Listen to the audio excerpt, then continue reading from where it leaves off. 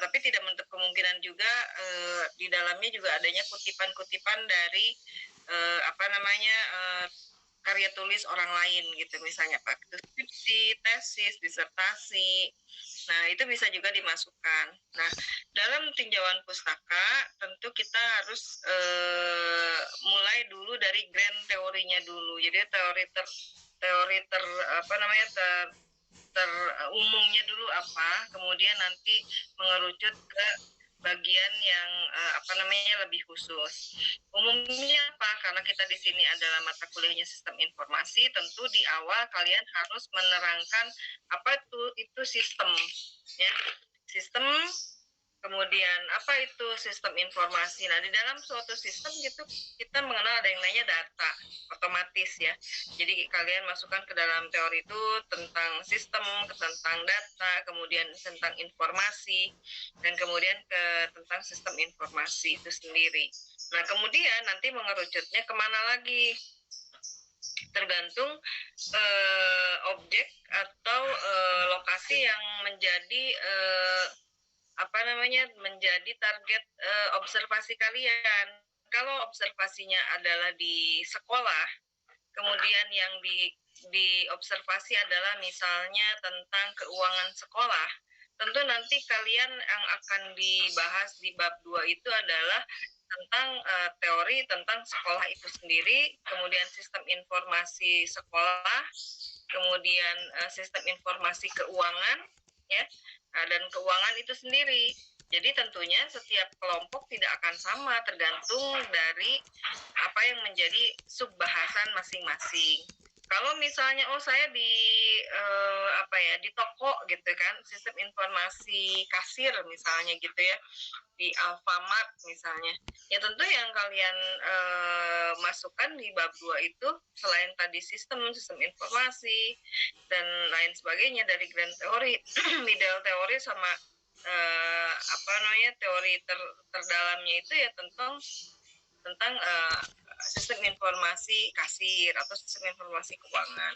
Kalau sistem informasi absensi, nah itu yang dibahas. Jadi semakin ke mendalam itu semakin khusus apa yang kalian bahas. Jadi nggak akan mungkin sama gitu ya.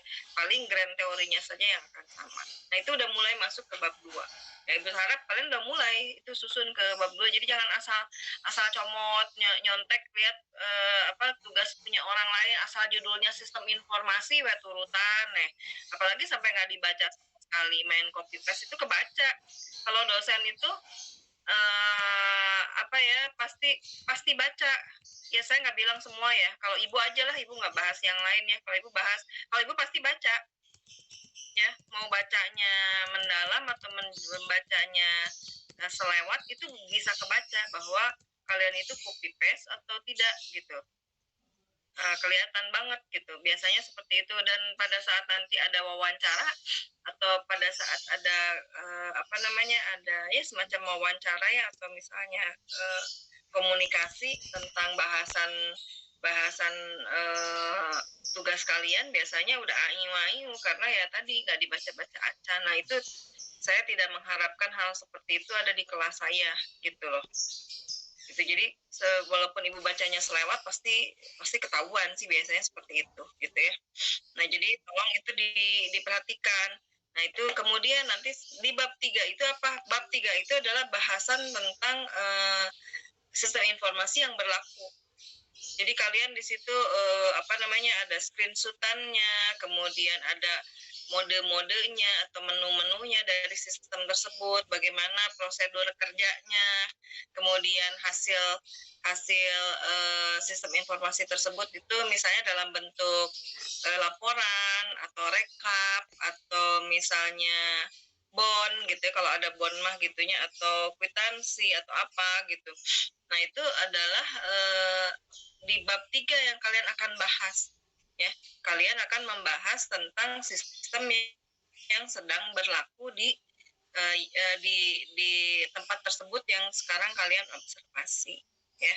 Nah, baru di bab 4 kalian akan melakukan evaluasi. Evaluasi itu apa? Laporan hasil kalian lakukan observasi melalui wawancara, melalui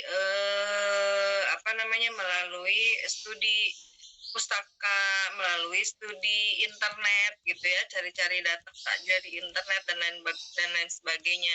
Studi perbandingan. Perbandingan dalam arti misalnya kalian mengobservasi absensi di SMK Pasundan 2 gitu misalnya. Oh, kalian coba deh melalui internet gitu ya, membandingkan misalnya yang menurut kalian bagus itu seperti apa, sehingga dari situ kalian bisa mempunyai evaluasi, atau enggak mungkin dari hasil wawancara si pengguna itu siapa, ada si siswa, ada guru, atau ada karyawan gitu kan. Nah, nanti di bab 4 itu akan ada temuan-temuan. Biasanya kalau kalian betul observasinya, oh temuannya apa, oh ya udah ini sistem informasi ini sudah bagus, sudah sesuai, memenuhi kebutuhan gitu kan. Oh ini masih ada kekurangannya di sini, kelemahannya apa gitu kan. Karena tidak ada yang namanya sistem itu dia sempurna, perfect, itu nggak ada. Ya pasti semakin digunakan akan semakin ditemukan kendala-kendala atau permasalahan-permasalahan, itu wajar. Karena kalau dalam pembangunan suatu sistem gitu ya, dalam pembangunan suatu sistem itu tidak ada sistem yang sekaligus jadi. Biasanya akan ada dulu uji coba gitu ya. Uji coba itu misalnya bisa beberapa bulan, nggak beberapa hari, beberapa bulan uji coba. Setelah uji coba kemudian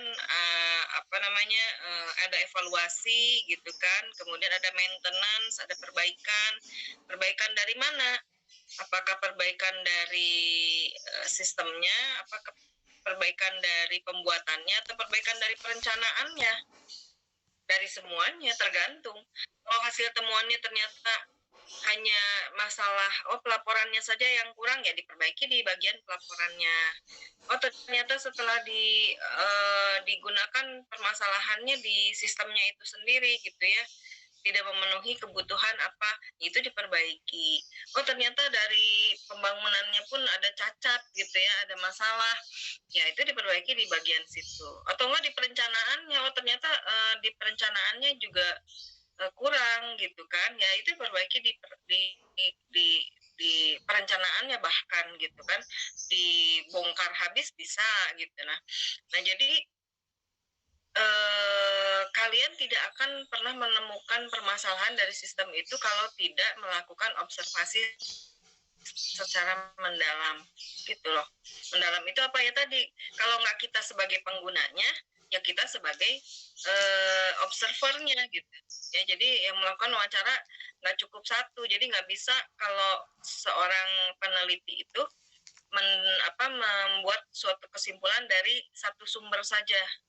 Jadi sumbernya tuh harus beberapa, sehingga oh ya ternyata antara sumber satu, sumber yang lain, dan beberapa sumber itu ada suatu kesamaan evaluasi gitu ya. Ada kesamaan hal gitu yang menjadi kendala atau menjadi keluhan gitu. Nah itu bisa jadi suatu kesimpulan. Tapi kalau misalnya dari sekian informan, saya sebutnya informan ya kalau di penelitian itu, informan itu ternyata yang mengeluh masalah itu kan cuma dia aja gitu. Misalnya yang lainnya tidak masalah, itu tidak akan masuk sebagai pertimbangan gitu. Siapa tahu dia ternyata pakainya juga cuma sekali-sekali gitu kan, bisa saja seperti itu gitu ya. Itu ya, jadi perlu ketelitian kita dalam observasi ini gitu ya, sehingga nanti pada akhirnya nanti di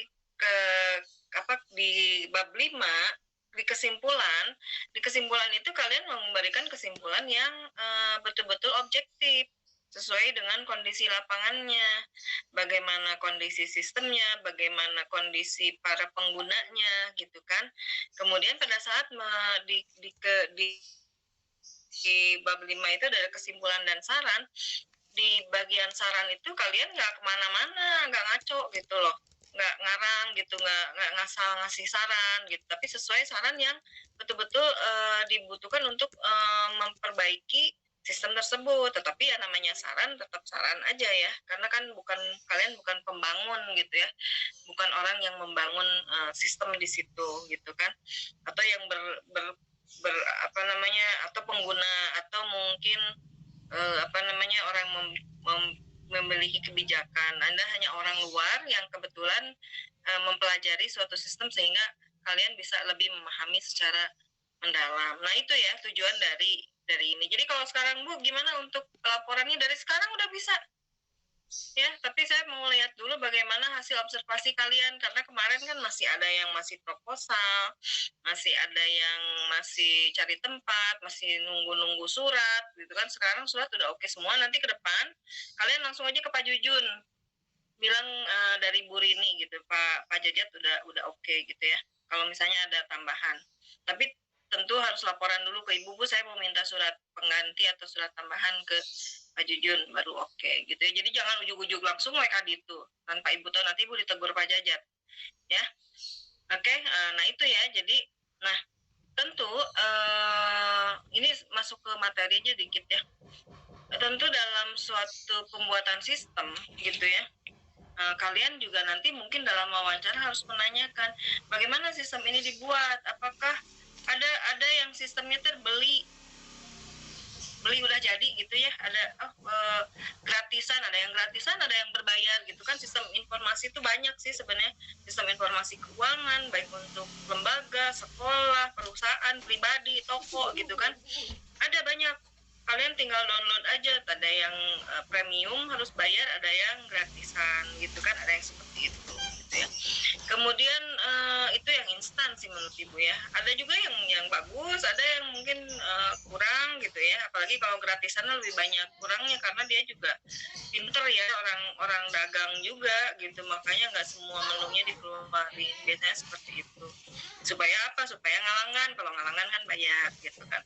Nah kemudian ada juga yang sistemnya itu dibuat sendiri, ada gitu ya, kemampuan. Ada yang sistemnya itu apa ya, melalui konsultan. Nah biasanya kalau yang dibuat melalui konsultan atau dibuat itu bisa dibilang dibuat sendiri juga ya. Nah pembuatannya itu melibatkan pihak internal itu sendiri ya. Nah tidak bisa suatu sistem itu dibuat oleh orang yang jago membuat sistem. Misalnya ada orang yang lulusan ITB, S3, dia jago banget bikin sistem gitu, dia jago banget programming, dia coding dan lain sebagainya, pokoknya jago pisan gitu ya. Nah, tidak bisa orang itu tersebut membuat sistem apa saja yang dia mau. Harus minimal ada tiga orang yang mempunyai, tiga macam orang yang mempunyai kemampuan untuk membuat sistem. Contoh misalnya kalau sistem learning management system, sistem untuk pembelajaran atau learning management system, setidaknya harus melibatkan seorang analis atau sistem informasi, orang yang punya keahlian di bidang sistem informasi.